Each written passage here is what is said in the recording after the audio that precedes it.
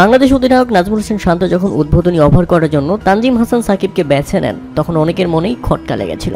এরপর ওভার করতে এসে ইনিংসের দ্বিতীয় বলে যখন ছক্কা হজম করলেন, তখন তো সামাজিক যোগাযোগ মাধ্যমে সমালোচনা করার জন্য অনেকেই রেডি হয়ে বসে আছেন। এত বলার থাকতে তানজিম সাকিবকেই কেন ওপেন করতে হবে? কিন্তু এরপরেই বদলে গেল দৃশ্যপট। কি দুর্দান্ত বোলিং করলেন তানজিম!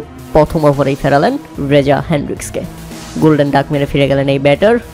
তাতে তানজিম সাকিবের ডেলিভারিটা ছিল কঠিন, এলবিডব্লিউ এবং মিডল স্টাম্প, তাই তো আম্পায়ার আবেদন করার সাথে সাথেই আউট দিতে দেরি করেননি। কি অসাধারণ সেলিব্রেশন তার! এরপর দ্বিতীয় ওভারে এসেই ফিরিয়েছেন কুইন্টন ডি কককে। দক্ষিণ আফ্রিকার রান মেশিন যাকে বলা হয়, তাকে একেবারে তো বোল্ড করে দিলেন। দুর্দান্ত শর্ট লেন্থের ডেলিভারি ছিল। কুইন্টন ডি কক ব্যাট চালিয়েছিলেন, কিন্তু ব্যাটে বলে হয়নি, উড়ে গেল স্টাম্প। তাতে 18 রানের মধ্যেই থামতে হয় কুইন্টন ডি কককে।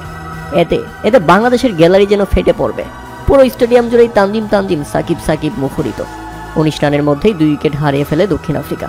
কি দুর্দান্ত বোলিং দেখালেন তানজিম সাকিব! দক্ষিণ আফ্রিকাকে গুড়িয়ে দিলেন একাই। শুধু এখানেই থেমে থাকেননি এই বোলার, নিজের তৃতীয় ওভার করতে এসেই ফিরিয়েছেন ট্রিস্টান টাফসকে।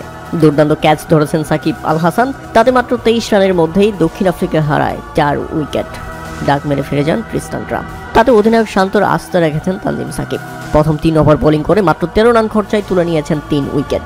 অবিশ্বাস্য!